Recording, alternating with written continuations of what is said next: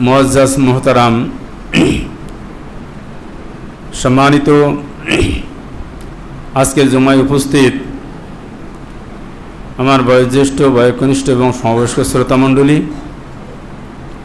পর্দার অন্তরালে আমার স্নেহময়ী মা এবং বোনেরা, যাবতীয় স্তব স্তুতি গুণগান সেই মহান রব্বুল আলামিনের, যে মহান রব্বুল আলামিনের প্রকৃত অর্থে প্রশংসা করে শেষ করা যায় না, যাচ্ছে না এবং যাবেও না। বর্তমানে ভূপৃষ্ঠে অর্থাৎ এই পৃথিবীর বুকে ভূতাত্ত্বিকবিদরা, প্রাণীবিদরা পর্যবেক্ষণ করে তারা একটা তথ্য আমাদের সামনে তুলে ধরেছেন। তারা বলছেন গোটা পৃথিবীতে এই মুহূর্তে তাদের পরিসংখ্যান অনুযায়ী প্রায় 84 লক্ষ প্রজাতির প্রাণী আছে, যাদের প্রাণ আছে, উদ্ভিদ নয়, যাদের প্রাণ আছে, এমন প্রাণীর সংখ্যা গোটা পৃথিবীতে 84 লক্ষের মতো। এটা মানুষের গণনার ক্ষেত্রে। আর আল্লাহ বলছেন আমার নিয়ামতের কোনো শেষ নেই, তাতে অতঃপরন্ত কত আছে তার শেষ নেই। তবুও যদি আমরা সেই 84 লক্ষ প্রাণীর কথা ধরি, এই 84 লক্ষের প্রাণীর দিকে যদি আমরা তাকাই, আমরা দেখব, আমরা ছোটবেলায় দেখেছি, যদিও এখন খুবই কম দেখা যায়, একটা বাবুই পাখি, ছোট্ট একটি পাখি, একেবারে ছোট্ট প্রান্তিক পাখি, তাল গাছে বাসা বুনত। পৃথিবীর আজ পর্যন্ত এমন কোনো মানুষ নেই যে বাবুই পাখির মতো একটা বাসা বুনতে পেরেছে। ছোট্ট একটি প্রাণী, তার মস্তিষ্ক আছে, অর্থাৎ 84 লক্ষ প্রজাতির প্রাণীর মধ্যে প্রত্যেকেরই মস্তিষ্ক আছে। গরুকে ডাইনে যেতে বলে ডাইনে যায়, বায়ে যেতে বলে বায়ে যায়, দাঁড়াতে বললে দাঁড়ায়। এমনিভাবে প্রত্যেকটা প্রাণীর যদি আমরা বিশ্লেষণ করি, তাহলে দেখব প্রত্যেকটা প্রাণীর মস্তিষ্ক আছে, সেই মস্তিষ্ক দ্বারা কাজ করে। ছোট্ট পিপিলিকা, ভাবেন তো, একটা পিঁপড়ে যখন চলে, দেখবেন পথে চলতে চলতে একটা পিঁপড়ে আর একটা পিঁপড়ে মুখোমুখি হয়, কি সংবাদ আদান প্রদান করে, কোথায় খাদ্য আছে সে সেখানে পৌঁছে যায়। আপনি ভাবেন তো, একটা পিঁপড়ে, ছোট্ট একটি পিঁপড়ে, তার ঘ্রাণ শক্তি কত। 10 তলা 20 তলার উপরে যদি আপনি কোনো খাবার রাখেন, ও অনায়াসে এইখান থেকে সংবাদ পেয়ে ওখানে চলে যায়। তাহলে তার মস্তিষ্ক কাজ করছে। গোটা পৃথিবীর প্রত্যেকটি প্রাণীর মস্তিষ্ক কাজ করে, মানুষেরও মস্তিষ্ক কাজ করে। মানুষ শ্রেষ্ঠ, মানুষের সংজ্ঞা অনুযায়ী মানুষের জ্ঞান, বিবেক, বুদ্ধি, চেতনা বেশি আছে, এজন্য মানুষ শ্রেষ্ঠ। এটা মানুষের পরিভাষা। আর আল্লাহর পরিভাষা হলো এই, ওয়ালাকাদ যারা'না জাহান্নামা কাসীরাম মিনাল জিন্নি ওয়াল ইনসি লাহুম কুলুবুন লা ইয়াফকাহুনা বিহা ওয়া লাহুম আ'য়ুনুন লা ইবসিরুনা বিহা ওয়া লাহুম আযানুন লা ইয়াসমাউনা বিহা উলাইকা কালানাম। আল্লাহর সংজ্ঞা হলো এই, মানুষ শ্রেষ্ঠর মৌলিক মানদণ্ড যেটা, আমি তাকে কল্প দিয়েছি, বিবেক দিয়েছি, অন্তর দিয়েছি, বোঝার শক্তি দিয়েছি। সে অনুধাবন করবে, বুঝবে, জানবে, জানার চেষ্টা করবে, আমাকে চিনবে। আল্লাহ বলছে আমি কান দিয়েছি, শ্রবণেন্দ্রিয় দিয়েছি, সে শুনবে, শোনার পরে সে পর্যালোচনা করবে, বিশ্লেষণ করবে, সত্যটা মেনে নেবে। আল্লাহ বলছে আমি চোখ দিয়েছি, চোখ দিয়ে সে দেখবে, দেখার পরে সে অনুধাবন করবে, আমি স্রষ্টা, তাহলে বুঝতে পারবে। গোটা পৃথিবীর যদি অনুপ্রেরণাতে আপনি দেখেন, তাহলে আল্লাহর সৃষ্টি নৈপুণ্য ভরপুর, এটা দেখবে, আমাকে চিনবে। আল্লাহ বলছে যারা আমাকে চিনবে, জানবে, মানবে, আমাকে চিনতে পারবে, অর্থাৎ হক এবং ন্যায় এবং সত্যকে মানবে, তারাই শ্রেষ্ঠ। মহান রব্বুল আলামিন এই শ্রেষ্ঠত্বের মানদণ্ড দিয়ে অজস্র মানুষের মধ্য থেকে আজকের কতিপয় মানুষকে আমাদের এখানে আসার তৌফিক দান করেছেন।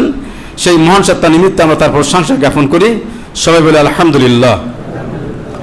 অতঃপর যদি আমরা পর্যালোচনা করি, আজকের দিন দাঁড়িয়ে আপনারা জানেন জিলহজ মাসের আজকের 8 তারিখ, 7-8 তারিখ, আজ থেকে নিয়ে হিজরি বৎসর এটা চলছে 1445।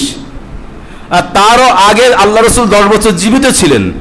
হিজরি সাল আমরা যেমন বাংলা সাল গণনা করি, আমরা ইংরেজি সাল জানি, ঠিক আরবিতে যে সালটাকে ধরা হয়, আল্লাহ রসুল মক্কা থেকে মদিনায় পালিয়ে যেতে বাধ্য হয়েছিলেন। ওমর রাদিয়াল্লাহু তাআলা এসে উনি ইসলামে নতুন করে ক্যালেন্ডার তৈরি করলেন। তিনি সালটা নির্ধারণ করলেন কোন দিন থেকে শুরু করা যাবে। তা আল্লাহ রসুল মক্কা থেকে মদিনা যেদিন চলে গেছিলেন, আর মদিনায় যেই ইসলামী রাষ্ট্র প্রতিষ্ঠিত হয়েছিল সেদিন থেকেই, অর্থাৎ সেই দিনটাকে উপলক্ষ করে হিজরি সন তৈরি হয়েছে। তাহলে আল্লাহ রসুল 13 বছর মক্কাতে ছিলেন, 200 এখন আজকের 1445 সাল, তাহলে আরো 13 সাল চলে যাবে, তাহলে দেখবো আমরা 58 সাল হচ্ছে। আল্লাহ রসুল আরো আগে 45 বছর 40 বছর আগে জীবন পেয়েছেন। তাহলে যে মানুষটা আজ থেকে 1500 বছর পর, একটু ভাববেন, আজকের আধুনিক যুগের ছোট্ট একটা চিপের মধ্যে আমরা যেটাকে জিবি বলি, জিবি আমরা বলি কত র্যাম কত জিবি একটা মোবাইলের চেষ্টা করি, জানার চেষ্টা করি। একটা মোবাইল এখন মিনিমাম 64 জিবি আছে, গোটা পৃথিবীর বহু কিছু সেখানে রাখা যায়। তো এই 1500 সালের পর থেকে নিয়ে অদ্যাবধি পৃথিবীতে কোটি কোটি কোটি কোটি কোটি কোটি মানুষ এসেছেন, কোটি কোটি মানুষ আজও পৃথিবীতে আছেন।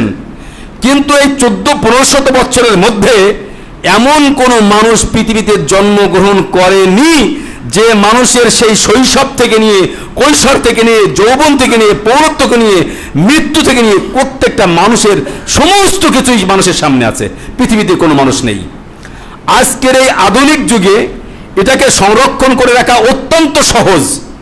কত জ্ঞানী গুণী মানুষের পৃথিবীতে জন্মগ্রহণ করছে, কিন্তু বলুন তো, যদি তিনি প্রকৃত আমাদের গোটা পৃথিবীর মানুষের আদর্শ না হবেন, তাহলে একটা মানুষের জন্ম থেকে নিয়ে একেবারে মৃত্যু পর্যন্ত প্রতিটি অণুতে পরমাণুতে তিনি কি করেছেন। আল্লাহ রসুল বলছেন যে একটি মানুষের জান্নাতে যাওয়ার জন্য এমন কোন পথ এবং পন্থা এবং ক্ষুদ্র বিষয় নেই যেটা আমি বলে যাইনি। অর্থাৎ একটি মানুষের সার্বিক জীবনে যা কিছু প্রয়োজন, প্রত্যেকটি বিষয় যার কাছ থেকে আমরা মানবতার সমাধান পেতে পারি, তিনি হলেন আমাদের প্রাণপ্রিয় নবী মুহাম্মদ রাসূলুল্লাহ সাল্লাল্লাহু আলাইহি সাল্লাম। তার উপরে অগণিত দ্বারা দরুদ ও সালাম বিবর্ষিত। আমরা সমস্যাটা বলি আল্লাহুম্মা আমিন, আল্লাহুম্মা সাল্লি আলাইহি ওয়া বারিক আলাইহি। সম্মানিত উপস্থিতি, জুমার দিন সংক্ষিপ্ত বক্তব্য। এর মধ্য থেকে আমি আপনাদেরকে বুখারী মুসলিমের একটি হাদিস প্রথমে আপনাদেরকে শুনিয়ে রাখতে চাই। সে হাদিস হলো এই, আবু হুরায়রা রাদিয়াল্লাহু আনহু বর্ণনা করছেন, কিয়ামতের মাঠে 3 জন ব্যক্তির সর্বপ্রথম হিসাব হবে। সেই হিসাবের পর্যালোচনা করে তিনি দীর্ঘ হাদিসের মধ্যে যে বিবরণ দিয়েছেন, তিনি বলছেন আল্লাহ সর্বপ্রথম কিয়ামতের মাঠে যাকে ডাকবেন তিনি হলেন একজন শহীদ। বক্তব্যটা আপনারা অনেক আগে বহু শুনেছেন, আজও শুনেন। শহীদ ব্যক্তিকে ডাকবেন, তাকে ডেকে আল্লাহ তার নিয়ামত বলে দেবেন, তোমাকে আমি এই নিয়ামত দিয়েছি, তোমাকে আমি এই নিয়ামত দিয়েছি, তোমাকে আমি এই নিয়ামত দিয়েছি, চোখ দিয়েছি, কান দিয়েছি, স্ত্রী দিয়েছি, পুত্র দিয়েছি, অর্থ দিয়েছি, বৃত্ত দিয়েছি, অনেক কিছু তোমাকে দিয়েছি। তুমি বলো তুমি আমার জন্য কি করেছো? পৃথিবীতে তোমাকে আমি পাঠিয়েছিলাম, তুমি আমার জন্য কি করেছো?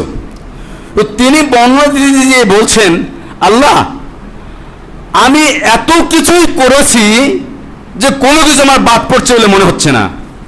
সব কিছু দিতে দিতে ইসলামের জন্য, মানুষের তো সর্বশেষ সম্পদ তার জীবন, আমি জীবনটা দিয়ে শহীদ হয়েছি। আল্লাহ বলছেন, তিনি বলছেন আমি শহীদ হয়েছি, ব্যক্তিটা মানুষের দৃষ্টিতে শহীদ হয়েছেন। আর তখন আল্লাহ বলছেন যে না বান্দা, তুমি শহীদ হওনি, তুমি মিথ্যা কথা বলছো। না বললে আল্লাহ দেখেন, আমি শুনে দেখেন, আমি শহীদ হয়েছি। বলছে না, তুমি মিথ্যা কথা বলছো। সেই মিথ্যা কথা তিনি বললেন, আল্লাহ বলছেন, আমার কথা নয়, মুসলিমের হাদিস বলছি আমি, তুমি মিথ্যা বলছো। কারণ কি?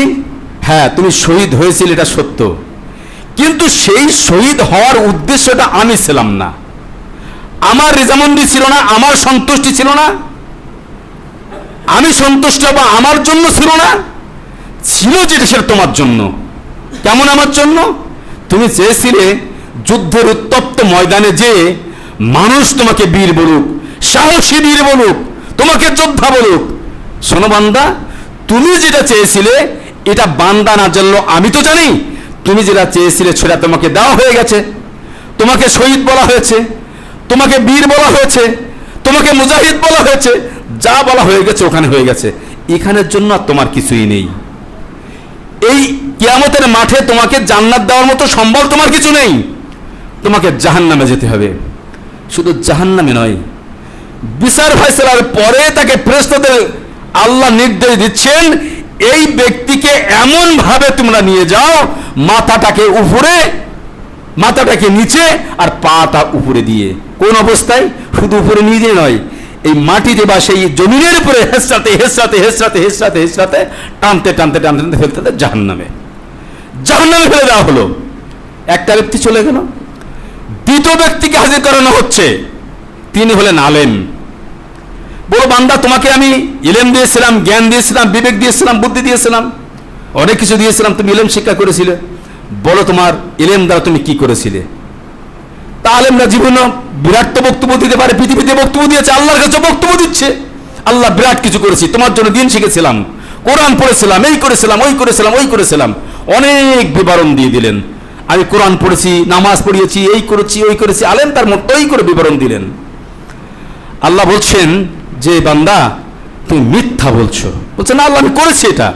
বলছে না, তুমি করেছিলে, তোমার উদ্দেশ্য ছিল আজকের এক শ্রেণী মানুষ সমাজকে চিনতে পারলাম না, যারা বিভিন্ন সময়ে দ্বীনের নাম করে ইসলামকে কলঙ্কিত করে বলা চলে, রাসূলুল্লাহকে পদদলিত করে, ইসলামকে ভুলুণ্ঠিত করে, তারা নিজেদের খায়েশকে মানুষের সামনে প্রস্ফুটিত করে বাক চাতুর্যের সাথে আমি বক্তা সাহেব, আমি বিরাট দিনদার, আমি পরিষ্কার, এই নিরূপণ করার জন্য বড় বড় বক্তা সেজেছি, বহু কিছু সেজেছি।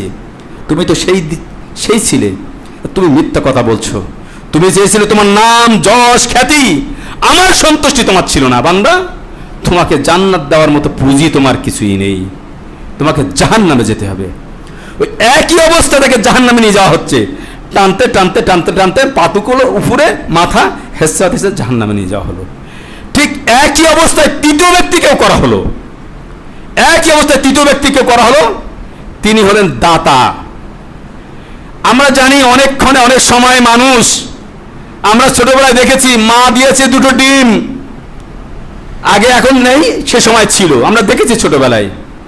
ছোট ছেলের কাছে 2 টাকা 5 টাকা দিয়েছে মা কিংবা বাবা দিয়েছে, এই মসজিদ থেকে ফজরের পরে সুললিত কণ্ঠে, জোহরের মাগরিবের পরে ঈশার সময় সুললিত কণ্ঠে ইমাম সাহেবরা আদায় করতেন।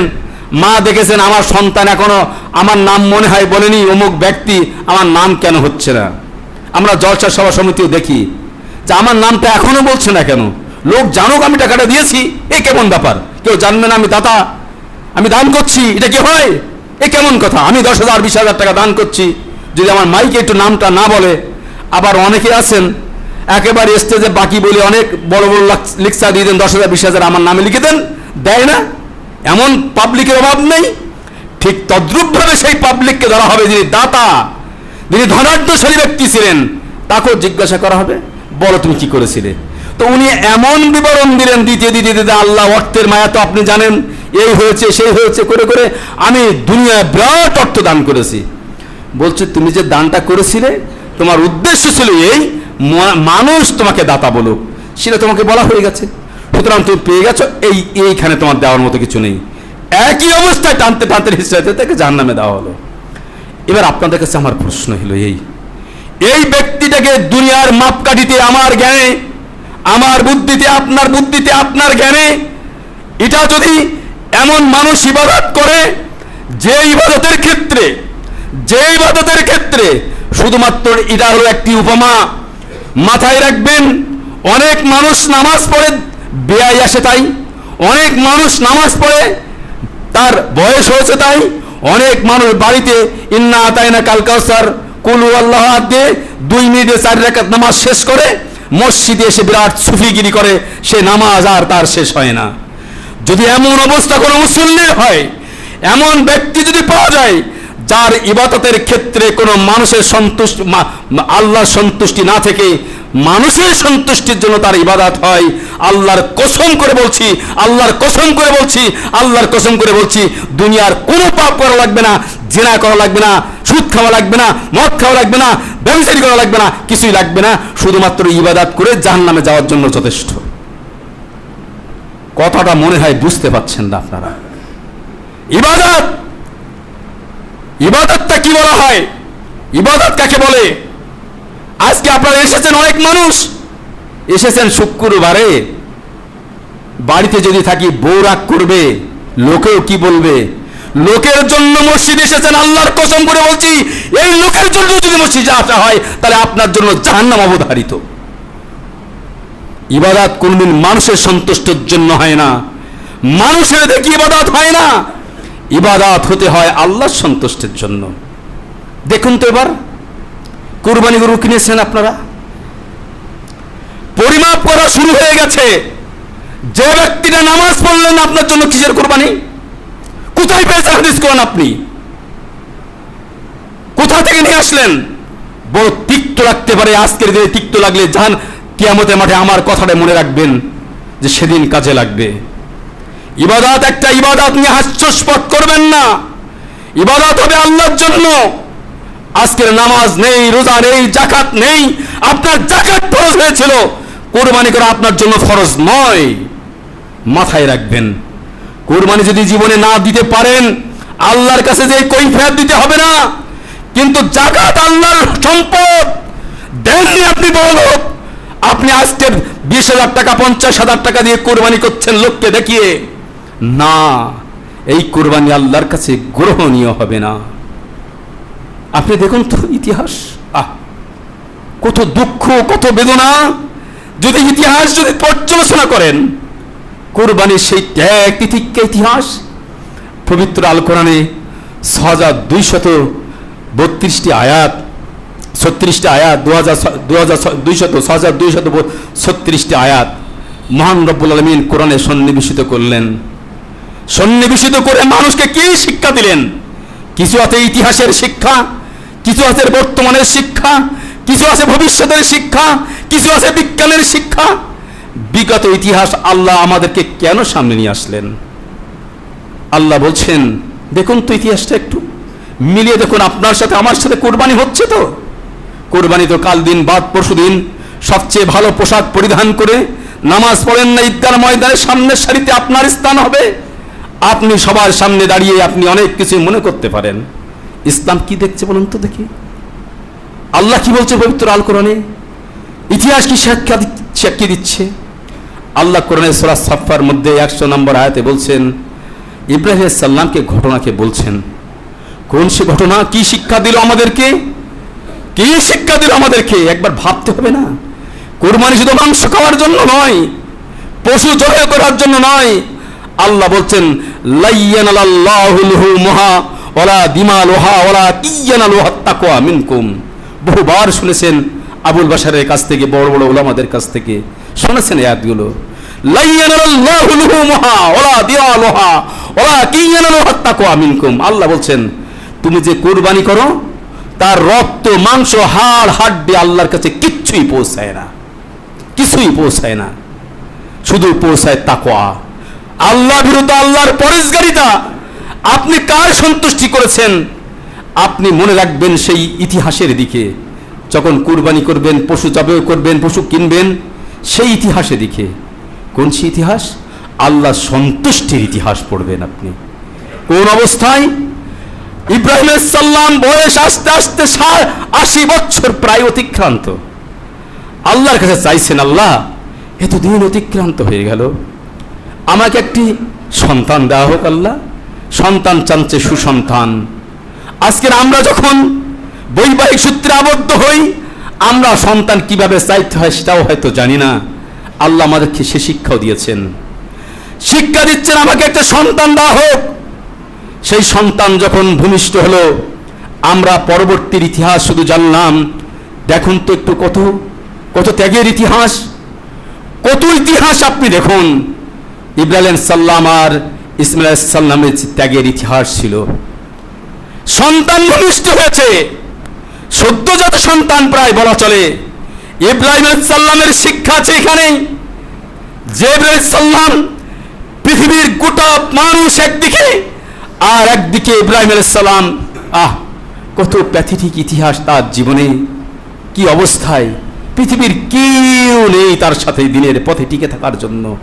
কোনো মানুষ তার কথা শুনছে না, কোনো মানুষ শুনছে না। কত পরীক্ষা নিচ্ছেন আল্লাহ, কি অবস্থার সৃষ্টি হচ্ছে। একদিকে গোটা কাফের শক্তি, আর একদিকে একজন মানুষ দাঁড়িয়ে লড়াই করে যাচ্ছেন আল্লাহ সন্তুষ্টির জন্য। পরিশেষে কি হচ্ছে? চারিদিক থেকে তার আগুনে নিক্ষেপ করার জন্য প্রজ্বলিত আগুন সেখানে করা হলো। ইব্রাহিম আলাইহিস সালামকে অনেক লম্বা চড়া ইতিহাস সেখানে ফেলা হলো। আমরা তো মানুষ, ইব্রাহিম সালামের শিক্ষা আমাদের কাছে দিয়েছেন। এই ইব্রাহিম আলাইহিস সালাম এমনি ভাবে একটার পর একটা পরীক্ষা দিতে বয়সের প্রান্তিক সময় এসে আল্লাহর কাছে চাইছেন আমাকে সন্তান দেওয়া হোক। সন্তান দেওয়া হলো। সন্তান দেওয়ার পরেই আল্লাহর পক্ষ থেকে নির্দেশ আসছে। কি নির্দেশ? ছোট্ট বাচ্চা তাকে নির্দেশ দিচ্ছেন স্ত্রীর সাথে নিয়ে তাকে দ্বীপান্তরের মরুভূমিতে রেখে আসার।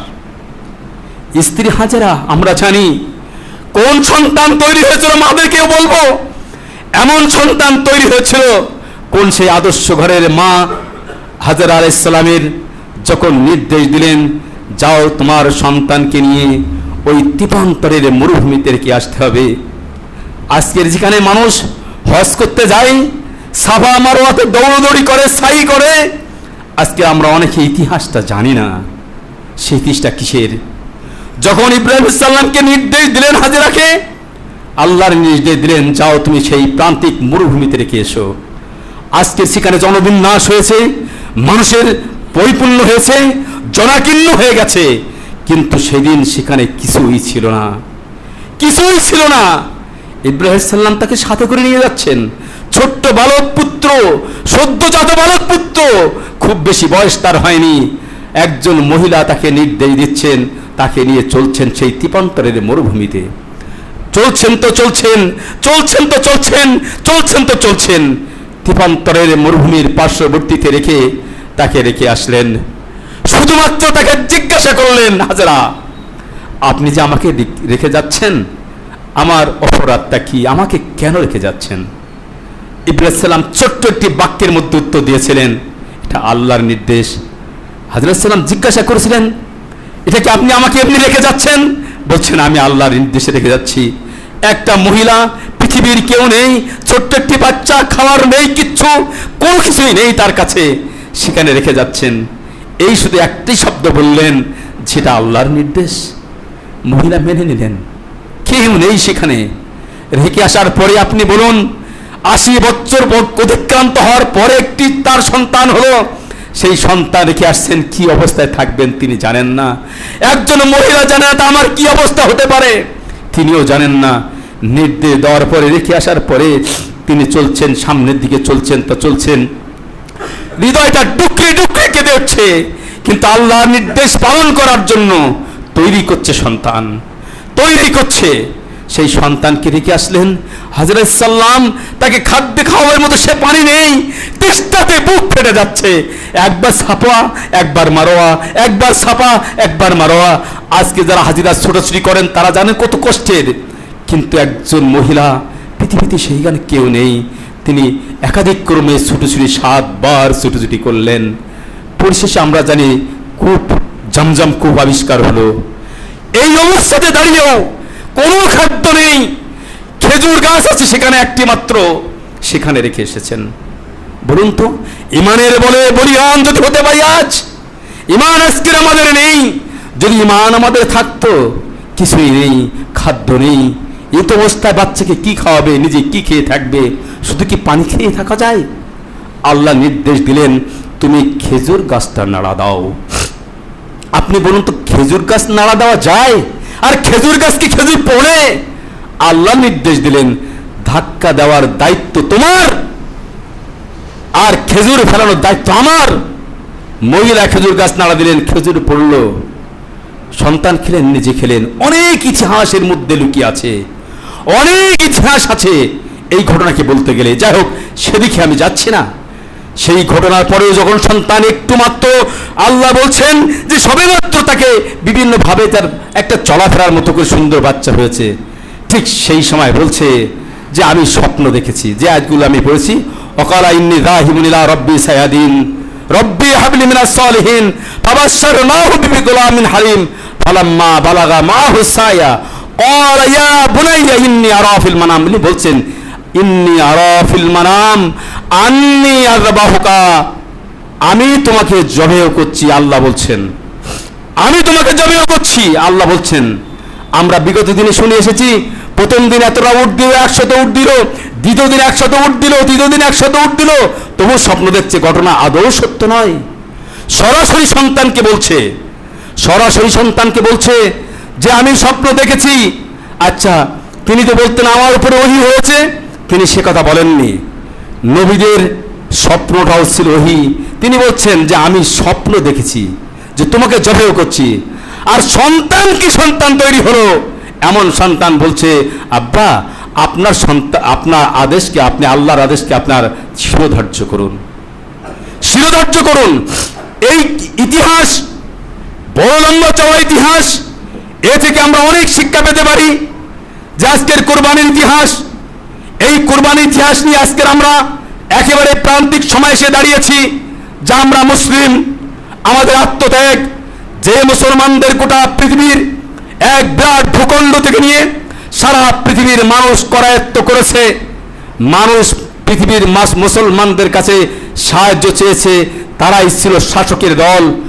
আজ আমরা মুসলমানেরা পবিত্র আল কোরআন ছেড়ে দিয়ে, প্রকৃত অর্থে ইমানদারের পথ তো ছেড়ে দিয়ে মানুষ সন্তুষ্টির জন্য কাজ করার জন্য সারা পৃথিবীতে আমরা পদদলিত, লাঞ্ছিত, ঘৃণিত, অপমানিত। আজকে যদি আমরা পর্যালোচনা করি, গোটা পৃথিবীতে মুসলমানের সংখ্যা কম নেই, অনেক বিরাট ভূখণ্ড আজকের আমাদের দখলে, সংখ্যায় অনেক। সব কিছু থাকার সত্ত্বেও আমাদের যে জিনিসটার ঘাটতি সবচেয়ে বেশি হচ্ছে, সেটা আজও সেই কোরআন আছে, হাদিস আছে, সেই ঈমান আর মানুষ নেই। আজকের আমাদের সব কিছু আছে, অর্থ আছে, আমাদের শারীরিক সক্ষমতা আছে, আমাদের সবটাই আছে, কিন্তু প্রকৃত অর্থে আজকের আমরা ঈমানদার হতে পারছি না। সেই ঈমান ফিরিয়ে নিয়ে আসার জন্য ইব্রাহিম সাল্লাম থেকে নিয়ে ইব্রাহিম সাল্লাম, ইসমাইল সাল্লাম, হাজর আলাইহিসসালামের পুরো ইতিহাস যদি আমরা একটা একটা করে পর্যালোচনা করি, সেই ইতিহাসগুলো ঈমানদারের ইতিহাস। আজকের আমরা সেই ইতিহাস পর্যালোচনা করি আর শুনি, আর শুধুমাত্র গোশ ভাগ করি, কতটা আমরা পাবো এটা পর্যালোচনা করি। এই যদি আমরা করতে থাকি, তাহলে ইহলৌকিক জীবনে আমাদের ব্যর্থ, পারলৌকিক জীবনেও আমরা ব্যর্থ হয়ে যাব। আল্লাহর কাছে ফরিয়াদ করি, আল্লাহ তুমি যথার্থভাবে কুরবানি ইতিহাস পর্যালোচনা করা এবং সেটাকে নিরূপণ করা, আজকের আল্লাহর কৃতজ্ঞতা প্রকাশ করা এবং ঈমানদারি হওয়া। এখানে বলছেন যে আল্লাহ বলছেন লা ইয়ানালাল্লাহু লুহুমাহা ওয়ালা দিমালুহা ওয়ালাকিন ইয়ানালুহাত তাকওয়া মিনকুম। তাকওয়া মানে আল্লাহর পরহেজগারিত্ব, আল্লাহকে কতটুকু সন্তুষ্টি অর্জন করা যায়, আল্লাহকে কিভাবে রিজামন্দি করা যায়, আল্লাহকে কিভাবে ভালোবাসা যায়, আল্লাহ কিভাবে আমাদের প্রতি সন্তুষ্ট থাকবেন, তারই একটি মাধ্যম হলো আমাদের কুরবানি। সুতরাং আমাদের কুরবানি হোক, কবি বলছেন বেরিয়ে আসুক মনের পশু বনের পশু হয়ে। আজকে আমাদের ভিতরে মুসলমানরা যে চরিত্র থাকা দরকার ছিল, সেই চরিত্র আজকে আমাদের নেই। আজকে পশুত্বে ভরে গেছে আমাদের মন। তাই কবি দুঃখ করে বলছেন, কুরবানিকে উদ্দেশ্য করে বলছেন বেরিয়ে আসুক মনের পশু, মনের ভিতরে পশুত্ব লুকিয়ে আছে আজকে আমাদের। আজকে ভাই ভাই মিল নেই, একজন আরেকজন হিংসা করি, বিদ্বেষ আমাদের পরিপূর্ণ, ইমানদারি হতে পারছি না, বিভিন্ন রকমের অপকর্মে আজকে আমরা জড়িত। তাই বলছেন এই ত্যাগের মাসে, তিতিক্ষার মাসে আমাদের ভিতরে যে পশুত্ব ভাবটা আছে, এই পশু শুধু জবাই করা নয়, আপনার মনের পশুটা আগে জবাই করুন। মনে যে পশু জবাই পুষে রেখেছেন সেটাকে আগে খতম করুন। যদি করতে পারেন তাহলে আপনার ইবাদত, তাহলে আপনার সন্তুষ্টি। আর কোরবানিটা নিয়ে তামাশা করবেন না, এটা কিন্তু একটা ইবাদত। তাচ্ছিল্য করবে না, এটা কিন্তু একটা ইবাদত। ইবাদত আল্লাহ সন্তুষ্টির জন্য হতে হবে। আল্লাহর কাছে ফরিয়াদ করি, এ আল্লাহ তুমি আমাদেরকে যথার্থভাবে কোরআন এবং সহিহ সুন্নাহ মেনে আমরা যেন সঠিকভাবে কোরবানি থেকে নিয়ে নামাজ, রোজা, হজ, যাকাত যা কিছু আছে আমরা করতে পারি, এ আল্লাহ তুমি আমাদের সেই তৌফিক দান করো। আমিন।